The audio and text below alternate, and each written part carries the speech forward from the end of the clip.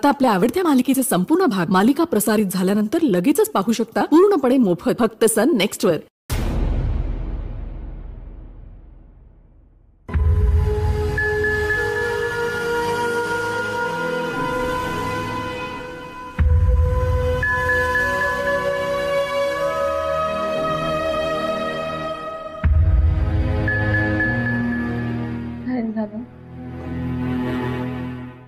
जेवली पण नाहीये.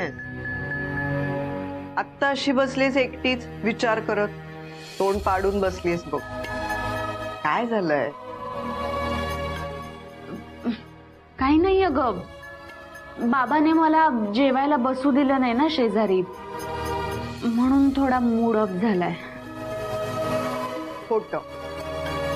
खरं कारण सांगू, तो कितीही अप्पूताईशी भांडलीस तरी अप्पूताई घरात कुठेही दिसत नाहीये, म्हणून करमत नाहीये तुला, हो की नाही? आणि शिवाय तिच्या पाठवणीला तिला निरोप द्यायला आलीच नाहीस तू, त्यामुळे थोडंसं गिल्टी वाटतच असेल ना? नाही, असं काहीच नाहीये. तेव्हा तुम्हा दोघींमध्ये भांडणं होतात, पण जेव्हा तू अबोला धरतेस ना, तुम्हा दोघींनाही त्रास होतो. आता विसर न जे झालंय ते. अगं, आपल्याला अप्पूच्या सासरी बोलवलंय, मंगळागौर करणार आहेत अप्पूताईची. जाऊया ना आपण तिघी? येशील ना? तुझ्याशी बोलते मी पिऊ.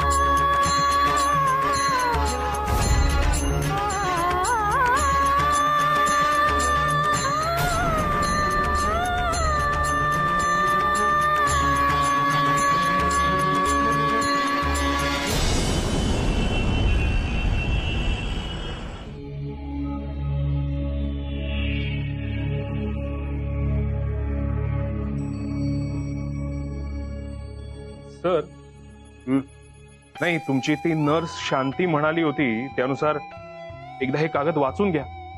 नाही, उद्या जर काही कमी जास्त झालं तर माझ्यावर यायला नको.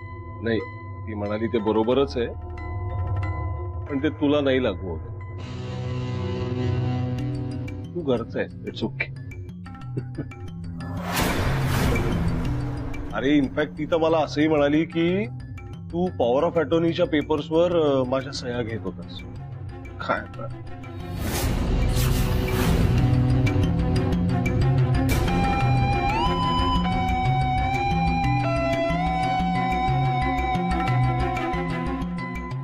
Thank you sir. हे फाईल्स राहू दे, समोर ठेव. 2 दिवसात युवराज येईल ना, त्याला जरा बघू दे. ओके.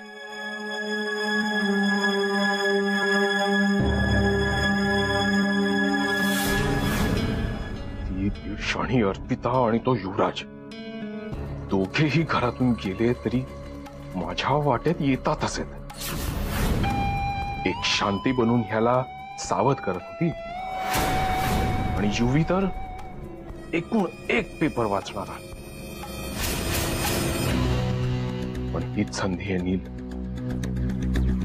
आपण गौतमला सांगितलं पाहिजे की ते दोघं आधीपासूनच एकमेकांच्या प्रेमात होते. म्हणजे मग माझ्या वाटेतले ते दोन्हीही अडथळे कायमचे दूर होतील. येस.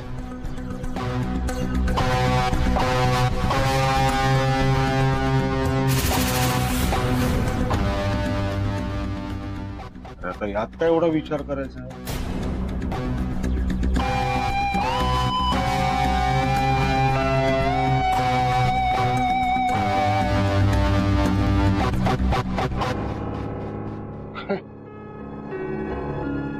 सर ऍक्च्युली मला तुमच्याशी अर्पिता आणि युवराज बद्दल थोडं महत्वाचं बोलायचं होतं सर. सर तुम्ही आधी शांत व्हा. मला माहिती आहे तुम्हाला हे सगळं ऐकून त्रास होईल, पण आधी माझं नीट ऐकून घ्या प्लीज.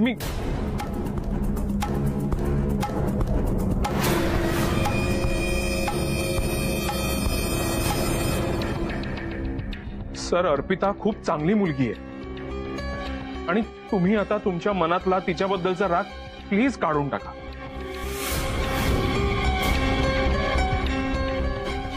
आणि तिला स्वीकारा सर. नील, सर अहो पण अर्पिताचं खूप प्रेम आहे तुमच्यावर, म्हणून मी. नील, नको. माझ्या समोर त्या मुलीचं नाव, तिच्याविषयी नको ना. ह्या प्रियाला पण आत्ताच यायचं होतं.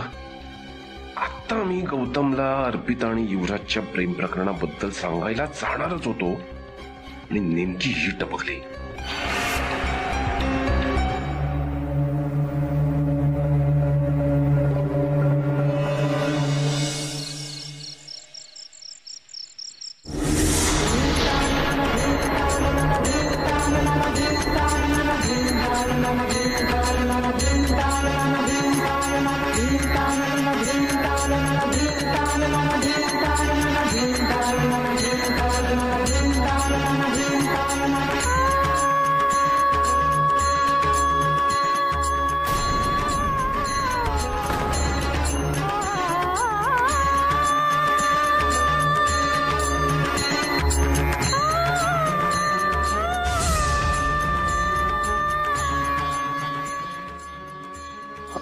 हळू हळू.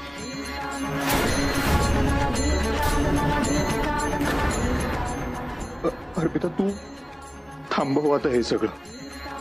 ह्या पुढचं जप मी करेन. अर्पिता ऐक माझं,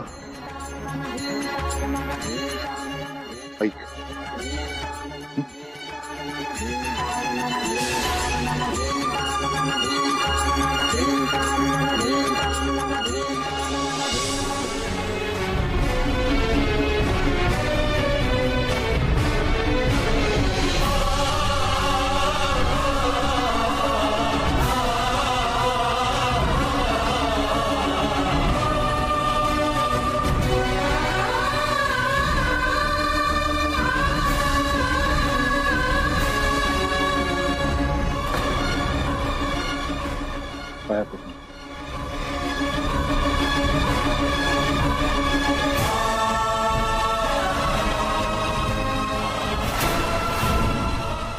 मम्मी 1000 वेळा जप म्हणून झालाय. आता तरी अर्पिताने दिवा पेटवला तर चालणार आहे.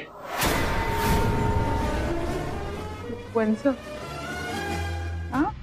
आता दिवा लावायचा ना? हो तर सुनबाईंनी सांगितलेल्या सगळ्या गोष्टी पूर्ण केल्यात. देव निश्चितच प्रसन्न होईल आणि मला खात्री आहे की तो दिवा सुद्धा आता लागेल. गुणाची ग माझी बाई ती.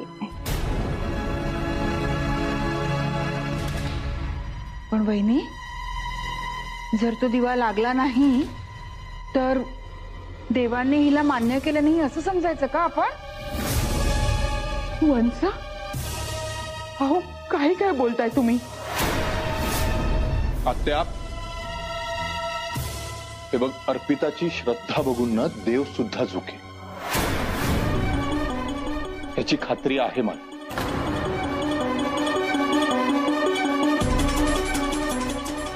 चल आपण दिवा लावू घेऊ. तुम्ही दिवा लावायला घ्या, मी जप करते. चला.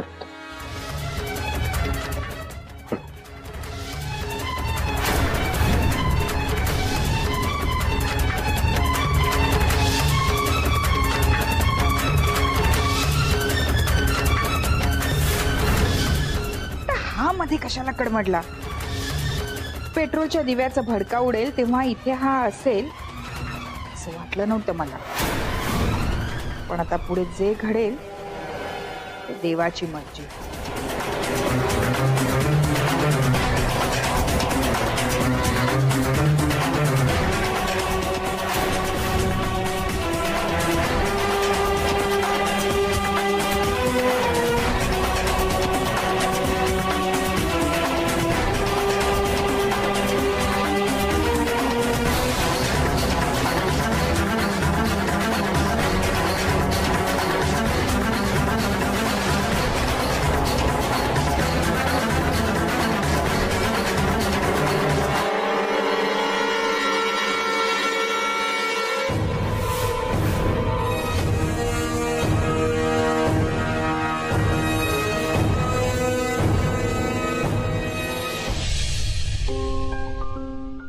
अहो आमचं प्रोफेशनल शिकवतं आम्हाला. कधी पेशंटची बहीण होऊन त्याचे लाड करावे, थोडं आपलं कौतुक करून घ्यावं. कधी त्याची मैत्रीण होऊन त्याच्या मनातलं सगळं ऐकून घ्यावं. आणि कधी त्याची आई होऊन त्याला शिस्त लावावी. त्यामुळे तुम्ही माझं ऐकायचं, कळलं? आता तर उठलोय. बरं मग ते बहीण होऊन लाड करणं कधी? गप्पा बसाव.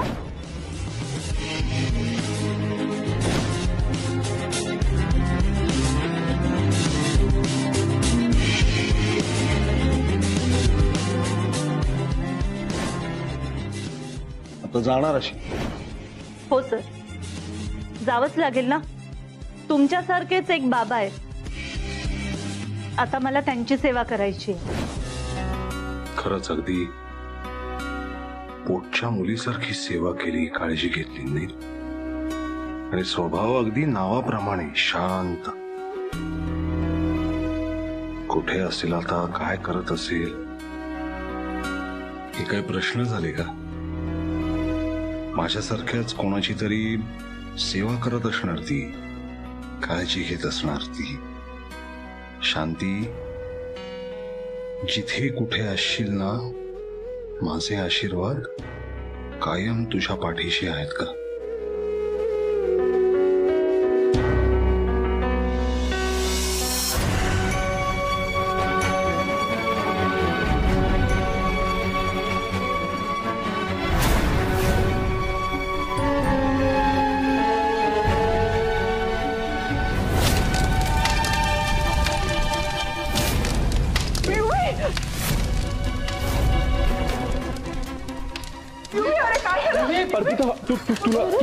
तुला भाजलं नाही ना? अयो ते कडव इकडे हात. अरे काय केवढं भाजलंय बघ. भाजलंय अरे तुला. मी एवढा जॉब करत होते तरी सुद्धा हे असं कसं घडलं? योगी काय रे, हा हे असं का घडतंय तेच कळत नाहीये. मला हे कळत नाहीये, तेलाचा दिवा असूनही भडका का उडाला? मी एवढा जॉब करत होते तरी अपशकुन झालाच. वंस, काही काय बोलताय तुम्ही? हा काही अपशकुन वगैरे घडलेला नाहीये. आणि तुम्हाला दिसत नाहीये का? अहो तेलाचा भडका जरी उडाला असला ना, तरी अर्पिताने देवापुढे लावलेली ज्योत अजूनही तेवतीये.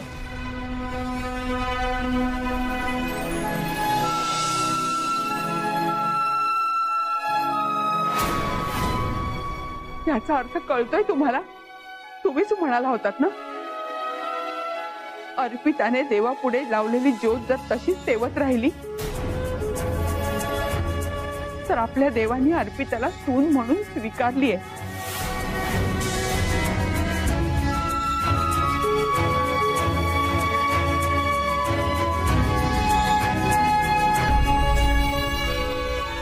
युवी, खूप खूप दुखतंय का रे? नाही. अर्पिता, तू आत घेऊन जा आणि औषध लावा त्याला. हो आई. हो, सावकाश.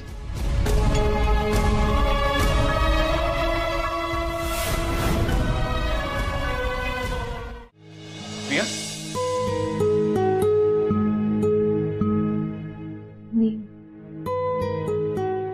कसा आहे आहेस तू असा?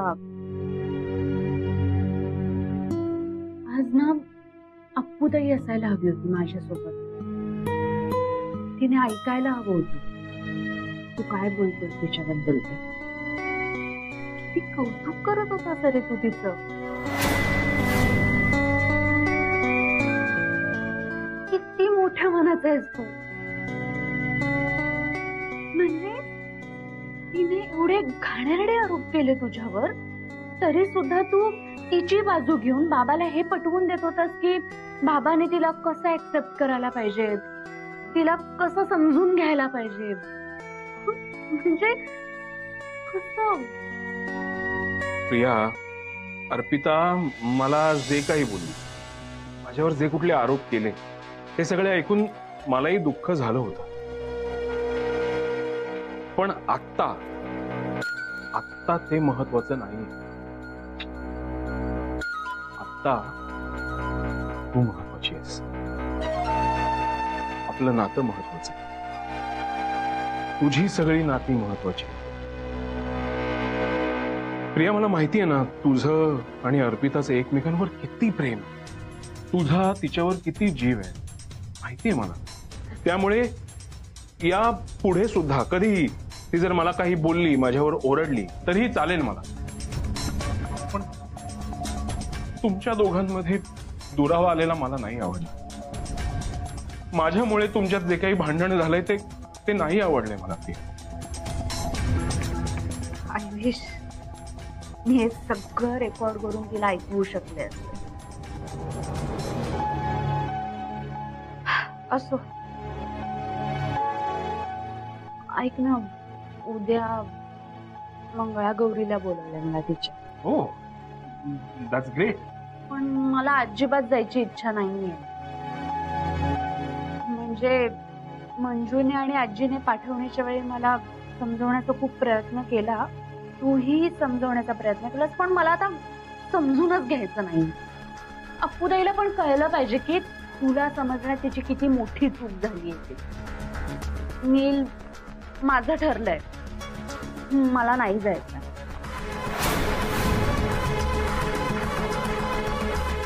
नाही प्रिया, काहीतरी चुकतंय, काहीतरी नक्कीच चुकतंय. तू तीच प्रिया आहेस जिने अर्पिता आणि युवराजचं लग्न व्हावं म्हणून इतके प्रयत्न केले होते,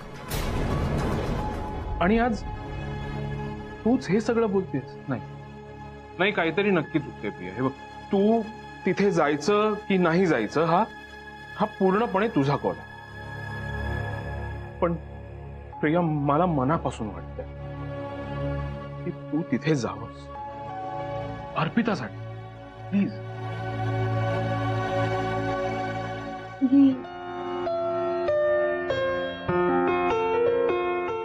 आय लव्ह यू. आई शपथ, डायरेक्ट आय लव्ह यू. वाह, हे असंच कन्व्हिक्शन हवंय नील. लगे रहो. प्रिया, आता तुझा बाप माझा सासरा होऊन मी त्याचा वारस होईपर्यंत आपलं स्टेटस आय लव्ह यूच राहू दे. हा,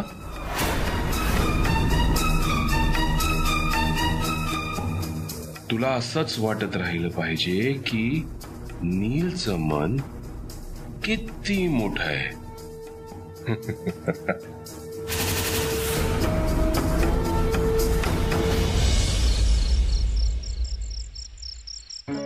अर्पिता, अगं नको ना दगदग करून घेऊस.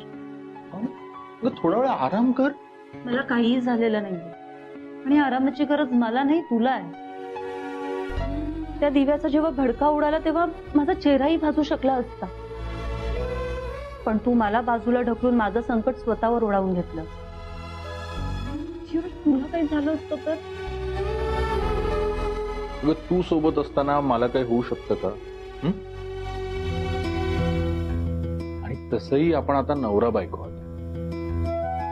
सो एकमेकांवर येणाऱ्या संकटांना आपण असं दूर पळवून लावायचं.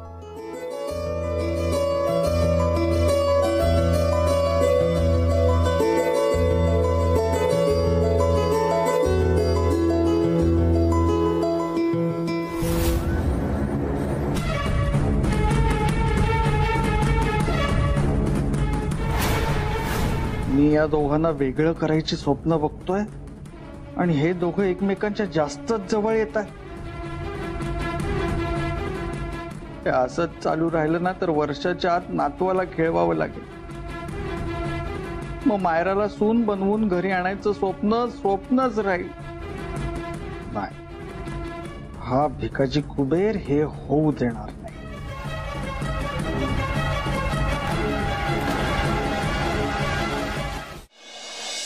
युवी, हा मम्मी. येऊ का रे? ये. आई, अगं बस बस.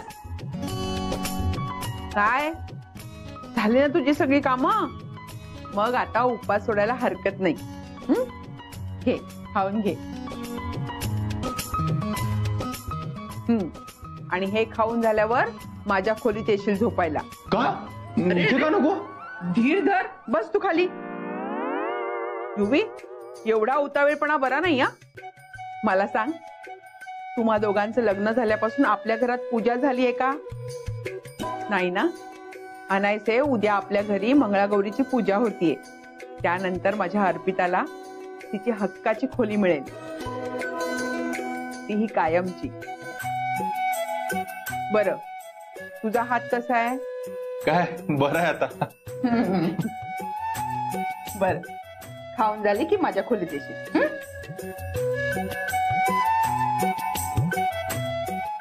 देवा, तू ना माझं काहीच ऐकू नकोस. अरे एवढी पूजा केली त्याच्यासाठी आणि अरे नशिबात साठी एक रात्र सुद्धा नाही. अहो, एकाच रात्रीचा प्रश्न आहे ना. ठीक आहे. छान. हा, हे असंच आहोवर भागवतो. अगं अर्पिता, तुझी एकच रात्र कधी संपणार आहे देवजाण. आता रुसू नका ना. उपवास सोडायचा आहे मला, आणि मला तुम्ही भरवायचंय, तरच मी उपवास सोडेन. जमत ना तुला?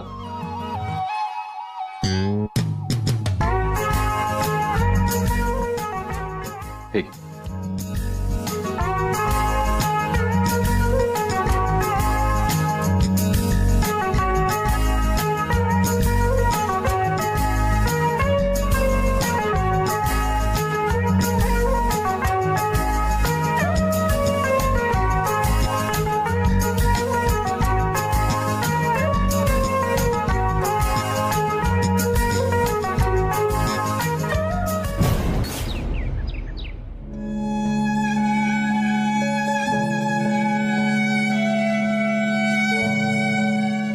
बाबा, नीलने तुझ्यासाठी अशी न्यूज आणली आहे ना, तू ऐकलीस ना तर खूप खुश होशील.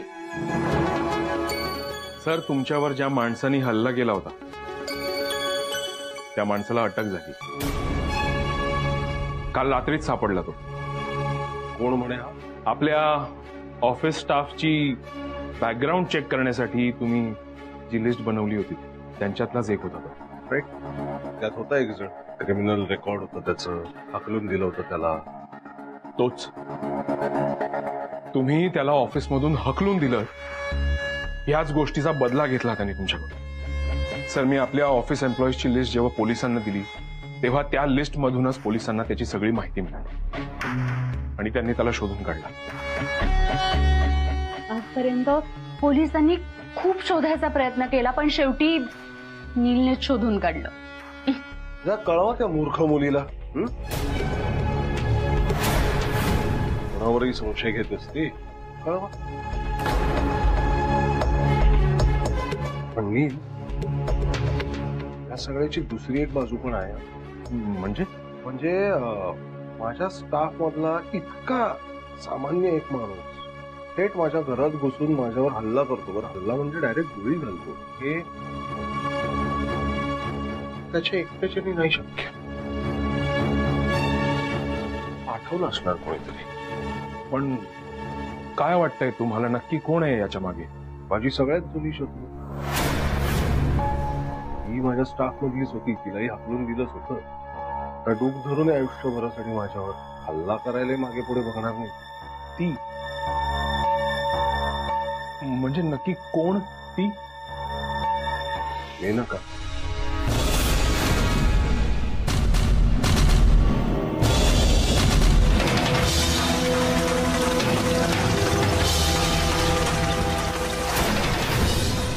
हुशार आहे हा माणूस.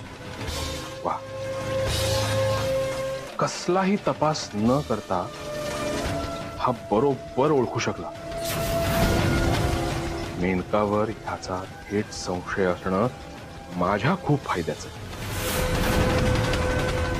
तिचा काटा काढण्यासाठी या माहितीचा खूप उपयोग होईल मला. आता मी तिला टाचेखाली ठेवू शकतो.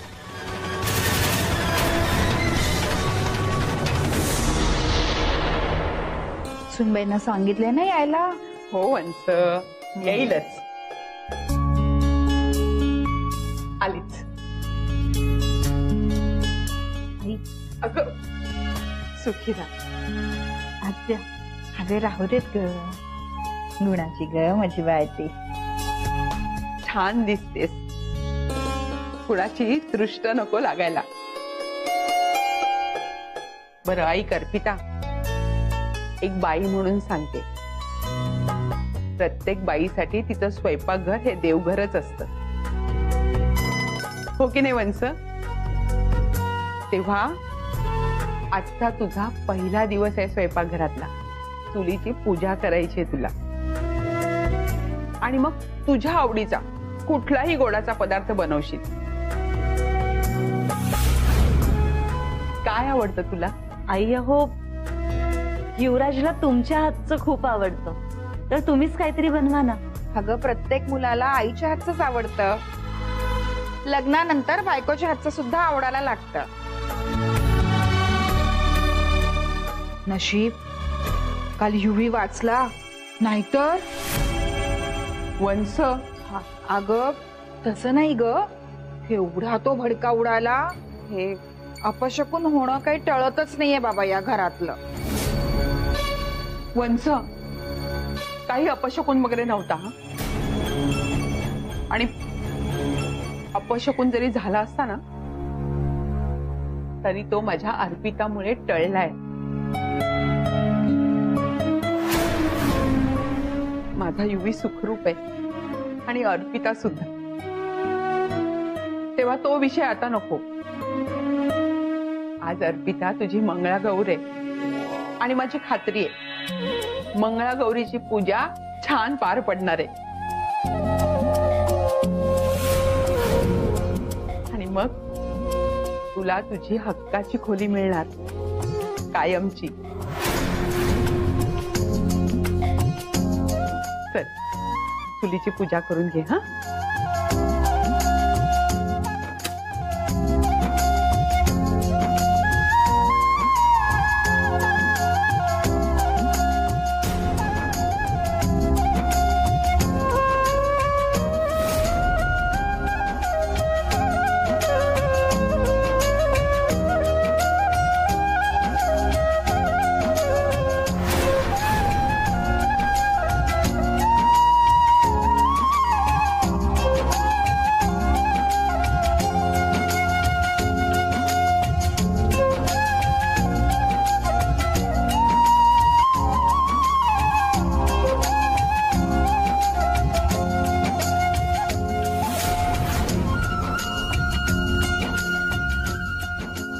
वहिनी, आजचा कार्यक्रम नीट पार पडावा म्हणून मी जॉब करत बसते. वंस, किती विचार करता हो तुम्ही आमचा.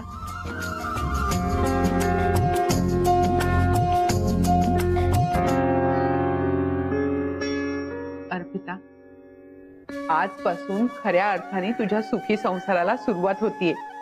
तेव्हा आता या चुलीचा ताबा तुझ्याकडे. माझ्या शुभेच्छा आहेतच तुझ्या पाठीशी.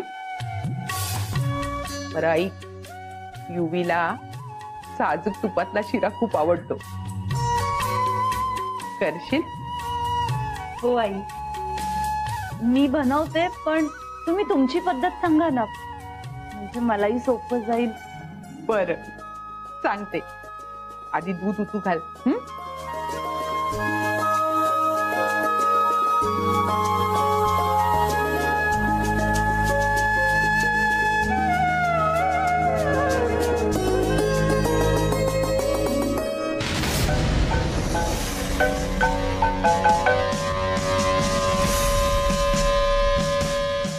हा मेनकाजी, रेणुका बोलतेय. ती अर्पिता आली आहे इथे. आल्यापासून मी तिला छळायला सुरुवात केलेलीच आहे. काय विचित्र पोरगी आहे ती. तिला कुठल्याही गोष्टीचा अजिबात त्रास होत नाहीये. जणू काय दीक्षा तिनेच घेतलीये. आज तिची घरात मंगळागौर होण्याचं ठरलंय. अशा छोट्या छोट्या गोष्टींकडे दुर्लक्ष करायचं असतं. आमची लक्ष्मी वहिनी आहे ना, त्या भिकाजीची बायको, ती ढाल बनू नये तिची. अर्पिता आणि लक्ष्मीला एकमेकींपासून दूर करायलाच हवं. ऐका ना रेणुकाताई, ह्या असल्या प्रयत्नांमध्ये ना आयुष्य संपवून जाईल. त्यापेक्षा एकदाच त्या अर्पितालाच का नाही संपवून टाकत तुम्ही? नाही, तो सुद्धा प्रयत्न केला होता मी. युवराज मध्ये आला. तुम्हीच मला यातून सोडवू शकता. तुम्हीच काहीतरी मदत करा, म्हणजे मी तिचा जीव घेईन. आज अर्पिताची मंगळागौरी असं म्हणालात ना तुम्ही? मग आज त्या मंगळागौरीमध्ये काय होईल ते नीट ऐक.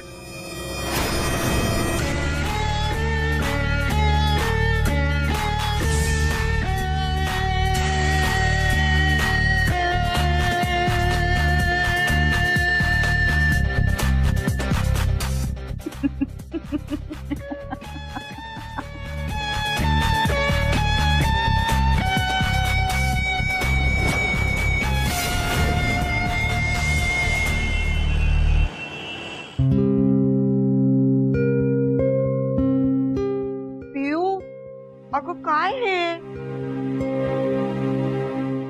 मला वाटलं तू आमच्या बरोबर येणार आहेस. तू चेंजही नाही केलंयस.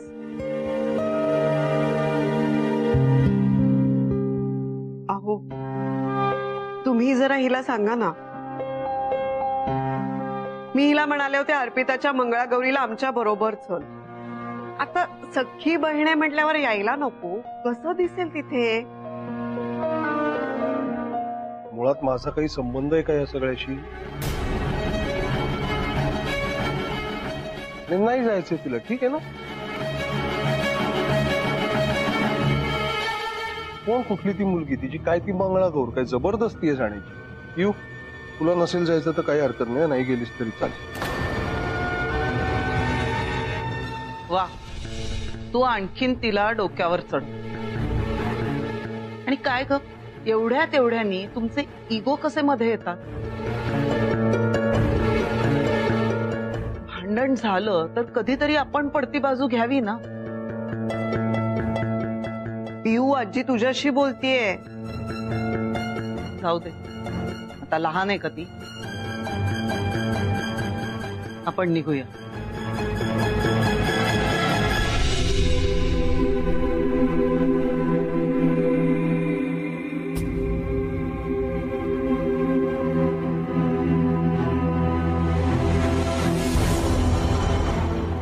बाबा,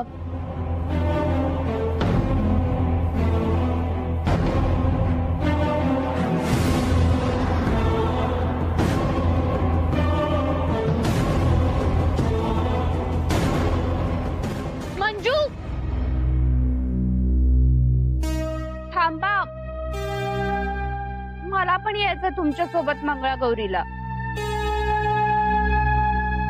चल ये मग लवकर. हा आले. अगं पण तिचे कपडे बघितलेस का? चांगले कपडे तरी घालून यायला सांग. आई ही आत्ता कपडे बदलत बसली ना तर 2 तास लावेल. मंगळागौर संपेल तोपर्यंत चल ये. तिकडे गेल्यावर अप्पूचं काहीतरी घाल. ये पटकन. हा चालेल, आले. थांबा.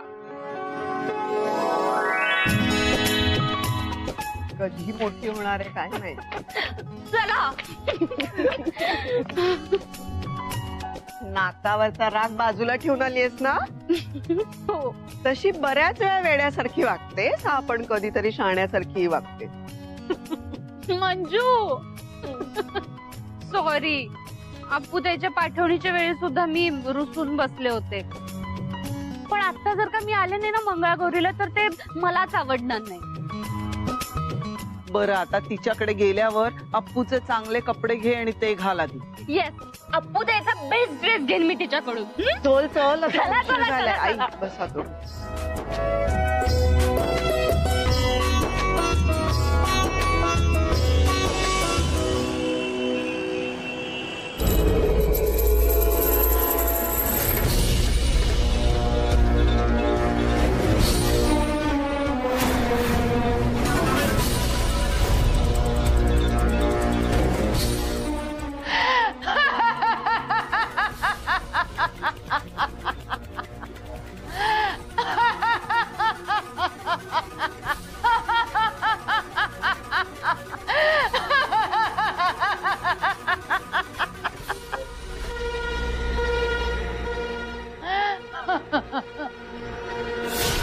काय रे, झाली का सगळी तयारी व्यवस्थित?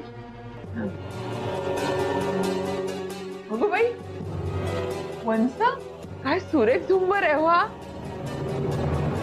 कोणी आणला? मला माहित नाही अगं, कदाचित ते डेकोरेशन वाले आहेत ना, त्यांनी आणलं असेल. पैसे दिले आहेत ना, खूप महाग दिसतोय. हो ना, मी तर मंगळागौरीचा कार्यक्रम झाला ना की ठेवून घ्यायचाच विचार करते. बरं, इथली सगळी व्यवस्था झाली आहे ना? हो, इथलं सगळं व्यवस्थित झालेलं आहे. तुझी सुनबाई तयार आहे ना? तयारी होतच आली. मी बाकीचं बघते. हा,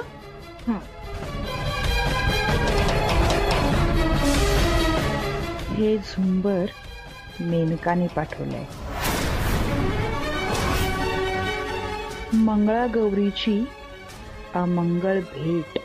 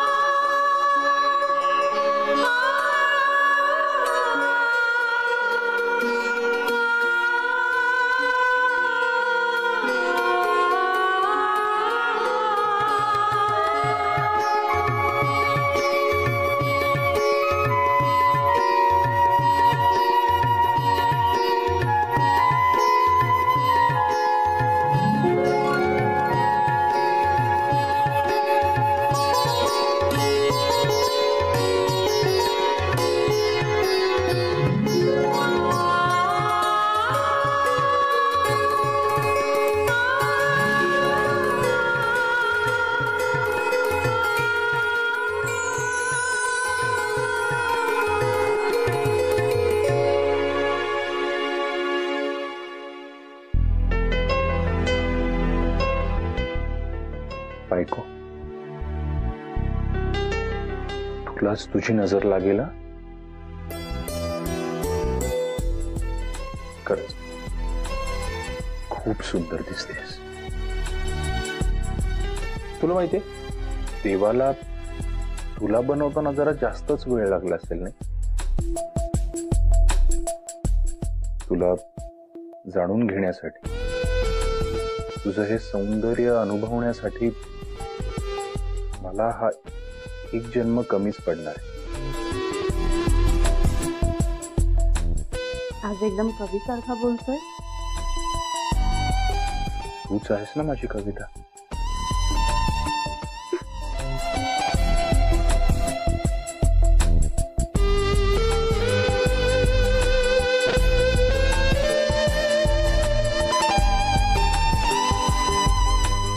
बायको, इथे आता आपण सासरी आलोय तुझ्या, म्हणून मला एखादं सूप मिळालं तर.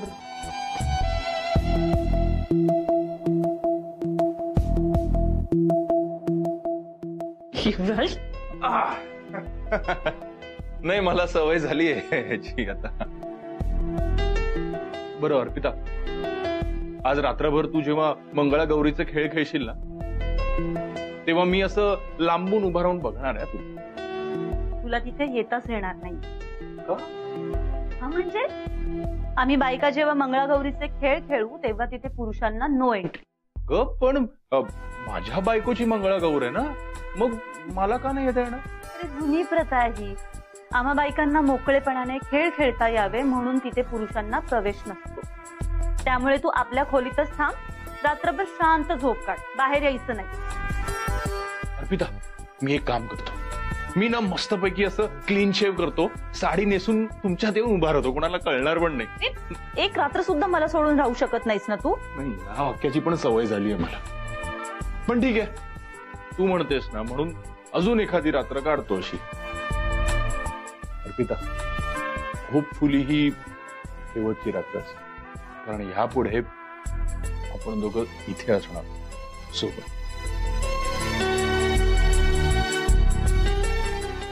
आता ही खोली फक्त माझीच नाही, ही आपली खोली. बरं युवराज, मी जाते बाहेर, सगळे वाट बघत असतील. आणि हो, बाहेर यायचं नाही, खोलीतच थांबायचं. हो हो, अजिबात येणार नाही. आलेच.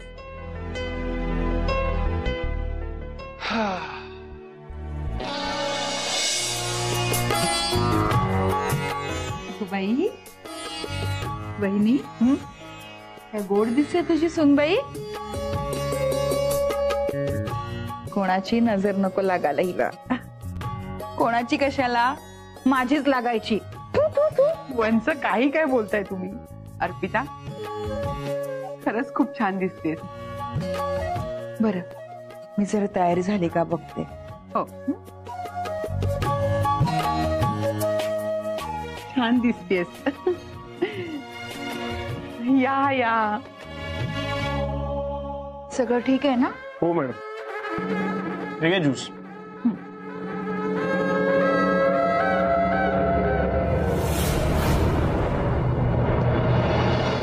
मेनकाने पाठवलंय तुला? हो.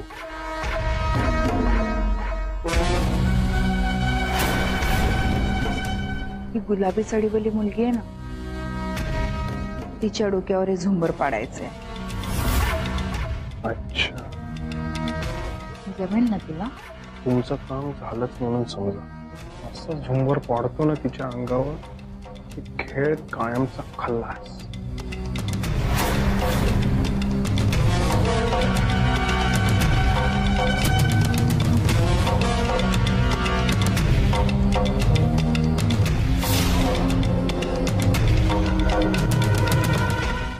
अगं बाई, या या.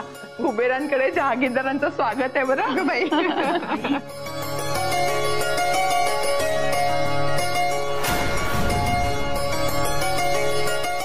गोड दिसतेस.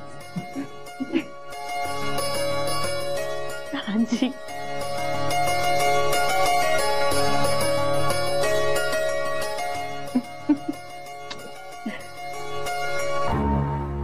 आणि हे काय, प्रिया कुठे आहे? आई पेऊ नाही आली. म्हणजे आम्ही दोघी जणी आलोय त्याचं काहीच नाही तुला. तू भांडलीयस ना तिच्याशी, मग फोन करून बघ तिला. आत्ताच फोन करते मी तिला.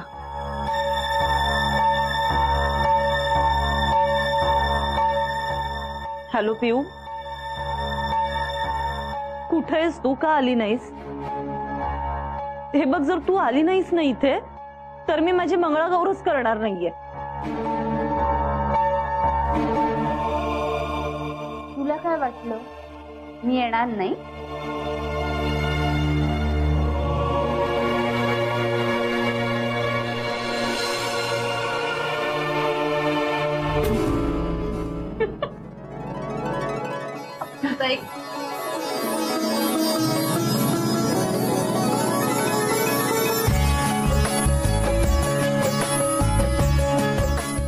सॉरी.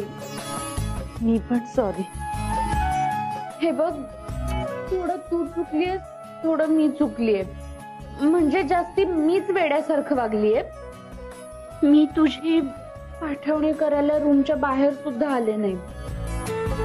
पण तू गेल्यानंतर ना मी खूप मिस केलं तुला अप्पूताई.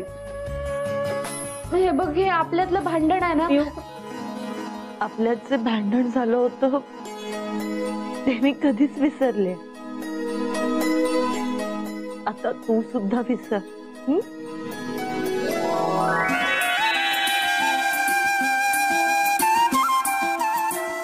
प्रिया, पण तू ही अशीच कशी आलीस? हो, काय झालं, आम्ही दोघी अगदी निघताना मग ही हो म्हणालीये आणि मग तयार व्हायला तिने भरपूर वेळ लावला असता, आलोच नसतो आम्ही. म्हणून तिला म्हणलं असंच चल. अप्पू, तुझ्याकडचा ड्रेस द्या एखादा तिला. आई ग, ड्रेस कशाला? साडी आहे ना माझी, पिऊ साडी नेसेल. चालेल, मी रेडी करते हिला. लवकर या.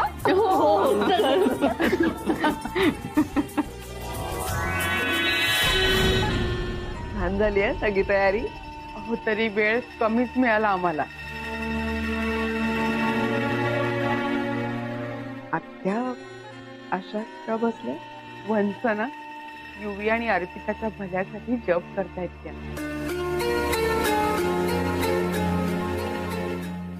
तुम्ही उभ्या का? या ना, या.